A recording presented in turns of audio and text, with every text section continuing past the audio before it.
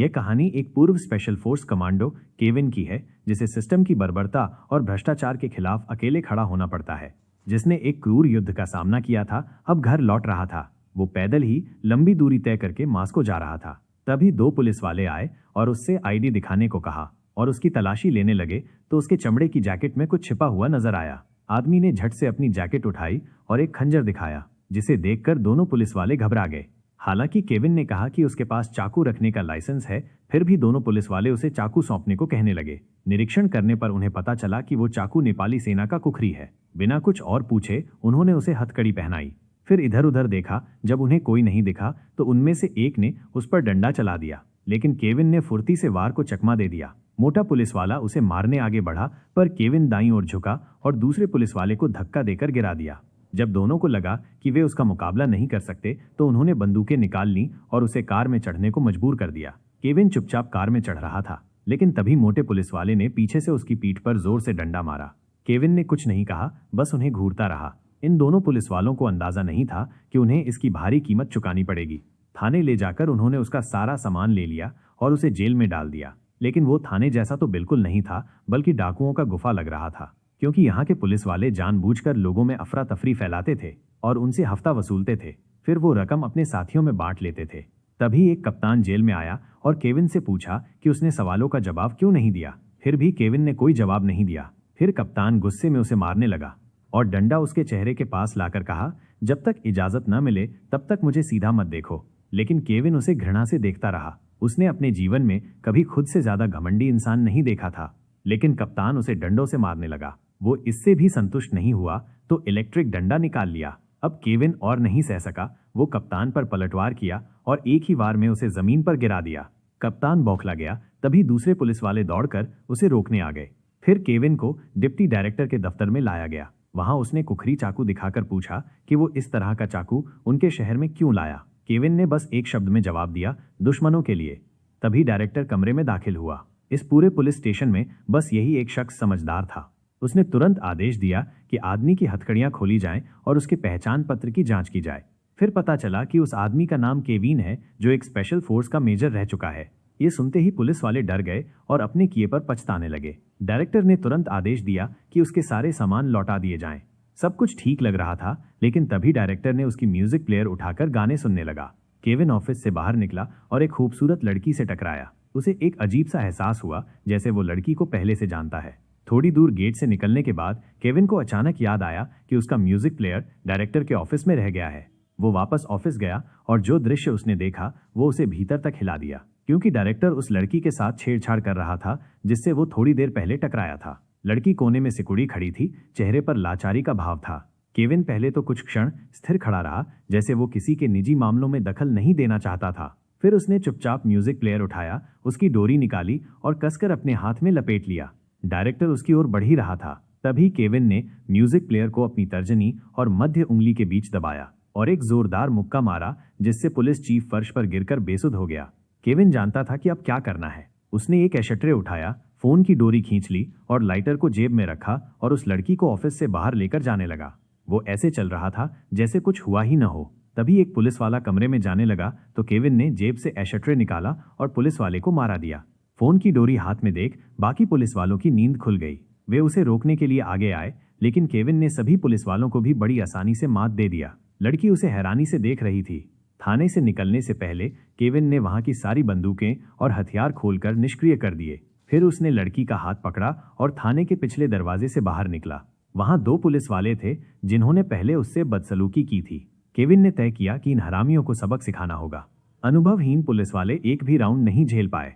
तभी एक युवा पुलिस वाले ने यह हंगामा देखा और वो रोकने दौड़ा, लेकिन केविन ने उसका हाथ पकड़कर घुमाया और फिर उसे जमीन पर पटक दिया। केविन लड़की का हाथ पकड़कर आगे बढ़ा। सीढ़ियों के पास उन्हें डिप्टी डायरेक्टर मिला। वो कुछ समझ पाता उससे पहले ही केविन ने उसे भी नीचे गिरा दिया। केविन किसी की जान नहीं लेना चाहता था, वरना युद्ध में जो तरीके उसने इस्तेमाल किए थे उनका सामना कोई पुलिस वाला नहीं कर पाता। बाहर आकर उसने एक पुलिस वाले को शालीनता से सिगरेट सुलगा कर दी और पुलिस चीफ का लाइटर भी उसे थमा दिया। लड़की की आंखों में अब भी आंसू थे, लेकिन अब उनमें भय नहीं बल्कि राहत थी।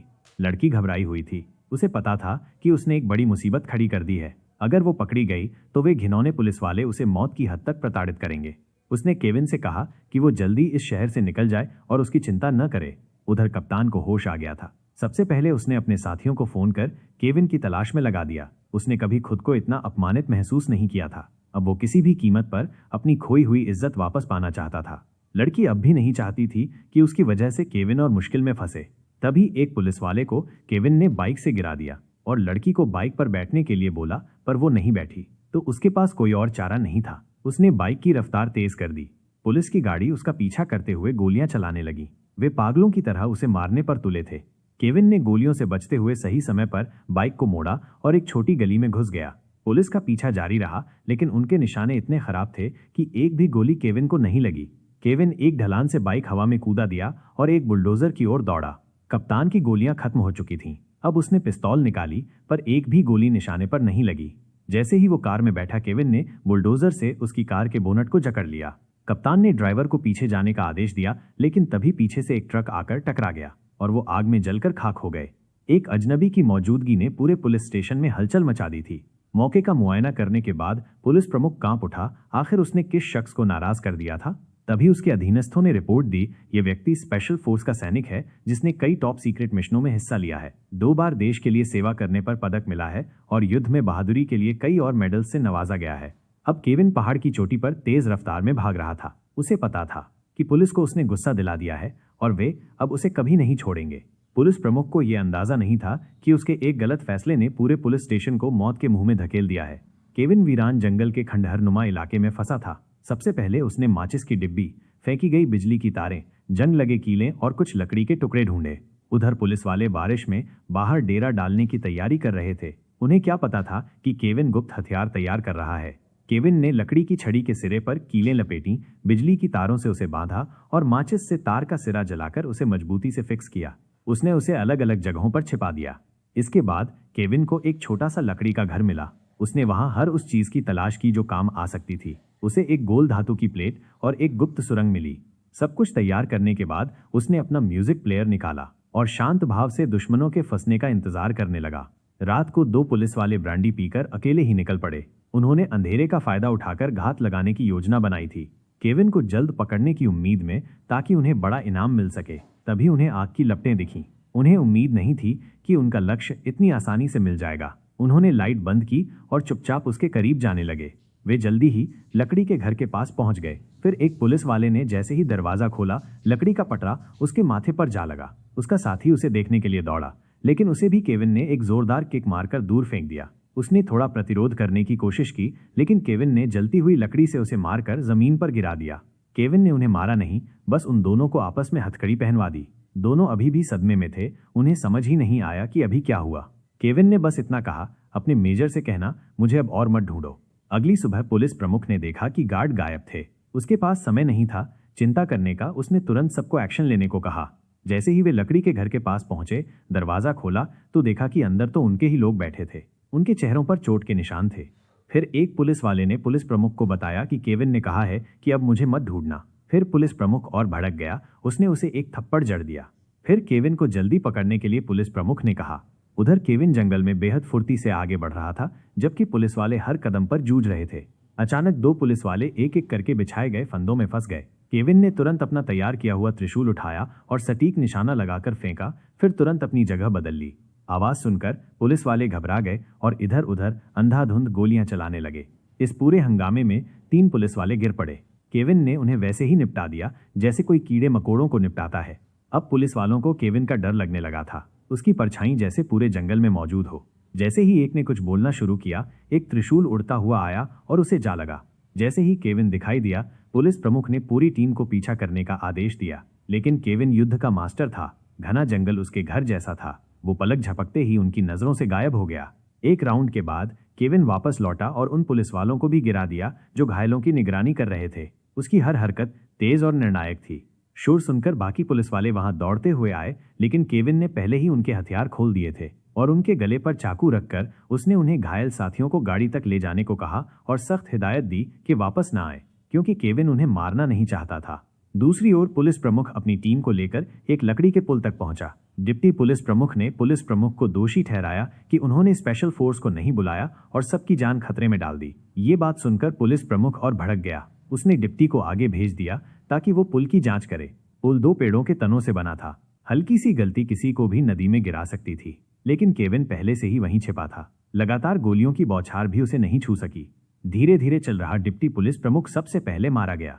इस बार पुलिस प्रमुख ने चालाकी दिखाई और वहीं बैठकर उसका इंतजार करने लगा। जैसे ही केविन जंगल में भागा, पुलिस प्रमुख उसके सामने आ गया। अब तक वो केविन को कम आंक रहा था। केविन का त्रिशूल तैयार था। दोनों ने एक साथ हमला किया, लेकिन पुलिस प्रमुख घायल हो गया। उसकी जान जाते जाते बची, लेकिन उसे क्या पता था कि केविन ठीक उसके पीछे है। पुलिस प्रमुख ने बंदूक संभाली, लेकिन तभी केविन ने उसकी मैगजीन निकाल दी और बुलेट चैम्बर से निकालकर हवा में उछाल दी और गोली को हवा में पकड़कर उसी से पुलिस प्रमुख को थप्पड़ जड़ दिया। जब वो अपनी जिद से बाज नहीं आया तो केविन ने उसे एक घूंसा मारा और वहां से अकेले निकल गया। बाद में पुलिस प्रमुख पहाड़ के नीचे लौटा, जहां उसका इंतजार एक आदमी कर रहा था। गुस्से में पुलिस प्रमुख ने सामने खड़े आदमी को देखा और बिना कुछ कहे आगे बढ़ गया। असल में यह व्यक्ति था कर्नल दिमित्री, रक्षा खुफिया एजेंसी का अधिकारी और साथ ही केविन का प्रशिक्षक। इसलिए केविन को उससे बेहतर कोई नहीं जानता था। दिमित्री जानता था कि केवल असाधारण परिस्थिति में ही केविन इस तरह अपना नियंत्रण खोता है।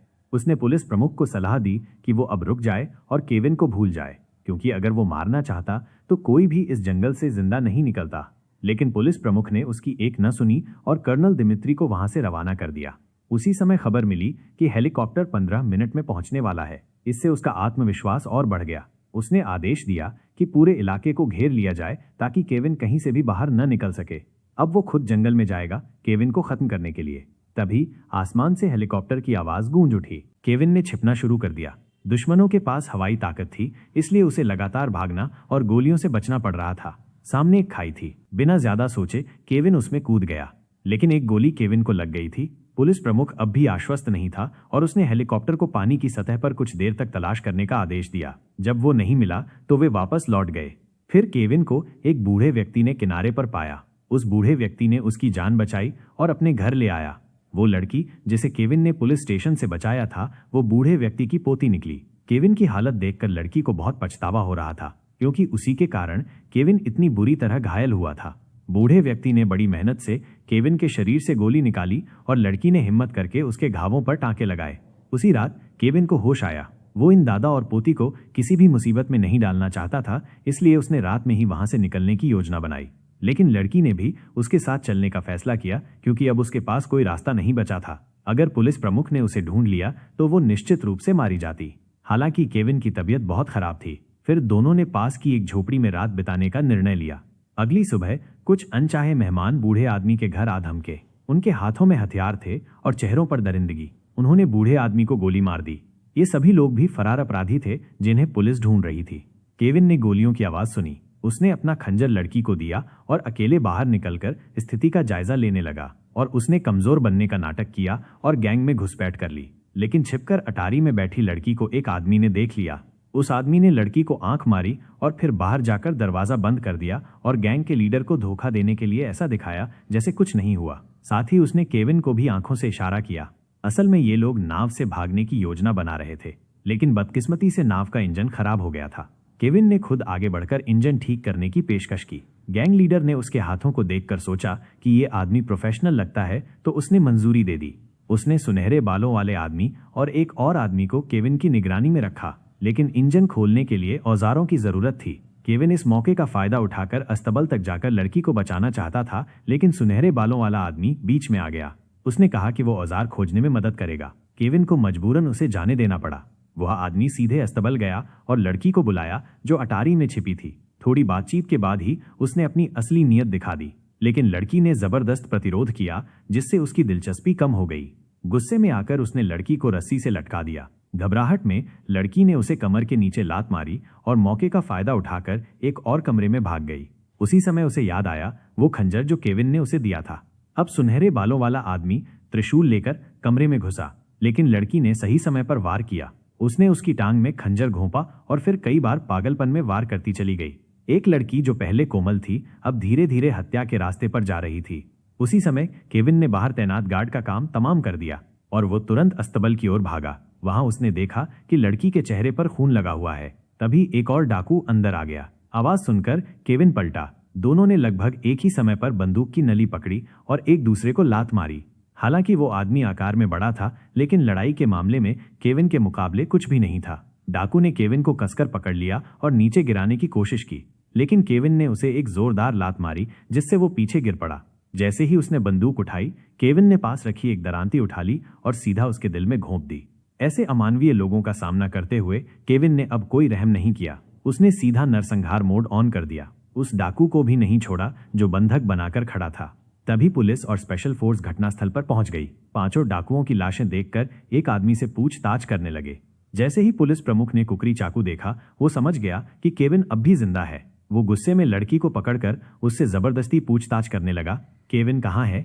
उसे नहीं पता था कि केविन अब भी वहीं पास में है और सब कुछ देख रहा है, जो कुछ वो इस वक्त लड़की के साथ कर रहा था। केविन को बाहर निकालने के लिए पुलिस प्रमुख ने लड़की को जबरदस्ती कार में बैठा दिया। उसी समय केविन सामने आ गया। पुलिस प्रमुख ने जैसे ही गोली चलाने की कोशिश की, लड़की ने उसे धक्का देकर रोक दिया, लेकिन जैसे ही वो पलटा, केविन फिर से गायब हो गया। गोलियों की आवाज सुनकर स्पेशल फोर्स का कमांडर मौके पर पहुंच गया। उसने पुलिस प्रमुख को डांटा और लड़की को प्रताड़ना से बचाया। इस बार स्पेशल फोर्स को 5 फरार अपराधी तो नहीं मिले, लेकिन उन्हें एक और खतरनाक आदमी का सामना करना पड़ा। ऊपरी अधिकारियों ने स्पेशल फोर्स को आदेश दिया, इस आतंकवादी को जिंदा पकड़ा जाए। फिर कमांडर ने टीम को उसके पीछे लगा दिया। अब केविन और लड़ना नहीं चाहता था। उसने दीवार के सामने हाथ उठाकर आत्मसमर्पण का इशारा किया, लेकिन सामने वाला अब भी आक्रामक था और उसे जिंदा पकड़ने के लिए शॉटगन का इस्तेमाल करना चाहता था। जैसे ही उसे बिजली की आवाज सुनाई दी, उसे समझ आ गया कि अब कुछ करना ही होगा और उसने स्पेशल फोर्स पर हमला कर दिया। स्पेशल फोर्स का टॉप फाइटर भी उसे नहीं पकड़ पाए। उसी वक्त टीम लीडर पास आ गया और उसने केविन पर पिस्तौल तान दी। केविन कितना भी तेज हो, लेकिन गोली से तेज नहीं हो सकता था। उसने अपनी राइफल पानी में फेंक दी और आत्मसमर्पण की तैयार हो गया। फिर कमांडर ने अपनी बंदूक नीचे कर दी, क्योंकि ऊपर से आदेश था जिंदा पकड़ने के लिए। जैसे ही उसने पकड़ने की कोशिश की, केविन ने उसे चंद सेकंड में पछाड़ दिया। उसे प्रतिरोध करने का कोई मौका ही नहीं मिला। तभी कमांडर ने पिस्तौल निकाली, लेकिन उसे अंदाजा नहीं था कि उसका ग्रेनेड पहले ही शामानोव ने निकाल लिया था। शामानोव निर्दोषों को मारना नहीं चाहता था, इसलिए जब कमांडर पानी में गिरा तो उसने उसकी जान बचा ली और खुद एक वाटर पाइप के जरिए भाग गया। लेकिन पुलिस प्रमुख उसे इतनी आसानी से जाने नहीं देना चाहता था। ये इलाका उसी का था और वो हर कोना जानता था। उसे पता था कि इस पानी की पाइप का सिर्फ एक ही निकास था। पुलिस प्रमुख ने अपने साथियों को लेकर उस निकास को घेर लिया। कुछ ही देर में शामानोव वहां प्रकट हुआ, लेकिन इतने सारे लोग होने के बावजूद कोई भी उसे गोली नहीं मार पाया। शामानोव ने पूरी ताकत से छलांग लगाई और पास की एक लकड़ी की झोपड़ी में जा घुसा। इसके बाद दोनों पक्षों में जबरदस्त लड़ाई शुरू हो गई। जब पुलिस प्रमुख को लगा कि वे शामानोव को नहीं हरा सकते, तो वो खुद एक रॉकेट लेकर आया और सीधे घर पर फायर कर दिया। आग भड़क उठी। जलते हुए लकड़ी के घर को देखकर पुलिस प्रमुख आत्मविश्वास से बोला, अब सब खत्म हो गया, अंधेरा होने से पहले उसकी लाश ढूंढो। उसी समय जनरल अस्पताल में भर्ती स्पेशल फोर्स कमांडर से मिलने आया। अचानक लड़की कमरे में घुस गई और सारी बात बताई। ये सुनकर जनरल को पूरी सच्चाई समझ में आ गई। जब पुलिस प्रमुख अपने कार्यालय लौटा तो उसने देखा कि कर्नल दिमित्री वहां उसका इंतजार कर रहे थे। वो इसलिए रुके थे क्योंकि उन्हें यकीन था कि अगर कहीं से केविन वापस आता है तो पुलिस प्रमुख के पास जरूर आएगा। कर्नल दिमित्री ने पुलिस प्रमुख को सलाह दी कि वो कुछ ब्रांडी और पी ले, जितनी हो सके उतनी, ताकि जब केविन आए तो उन्हें डर न लगे। तभी पुलिस को एक गुप्त सुरंग मिली। जैसे ही वे नीचे उतरे, उनके चेहरे पर बंदूक तान दी गई।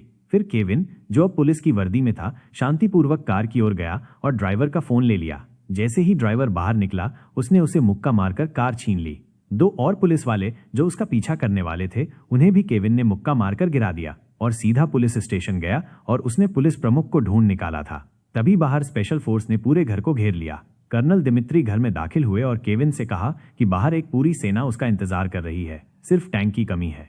उन्होंने उसे सरेंडर करने और उनके साथ मास्को लौटने की सलाह दी। फिर केविन ने पुलिस प्रमुख को छोड़ दिया। वो शांति से घर में बैठ गया और स्पेशल फोर्स से लड़ने की तैयारी करने लगा। उसी समय जनरल मौके पर पहुंचे और सबको पीछे हटने का आदेश दिया और वो पुलिस प्रमुख को गिरफ्तार करने वाले थे। तभी उसने लड़की को बंधक बना लिया। पुलिस प्रमुख अब भी खुद को सबसे बड़ा समझता था और वो शहर के लिए अपने कामों की डींगे मारने लगा। तभी धुएं के बीच से केविन बाहर आया, लेकिन अपना सारा गुस्सा निकालने के बाद पुलिस प्रमुख ने लड़की को छोड़ दिया और आत्मसमर्पण कर दिया, क्योंकि अगर वो किसी की जान लेता तो वो यहां से कभी भाग नहीं पाता। इसके बाद इस छोटे से शहर में फिर से शांति में लौट आई।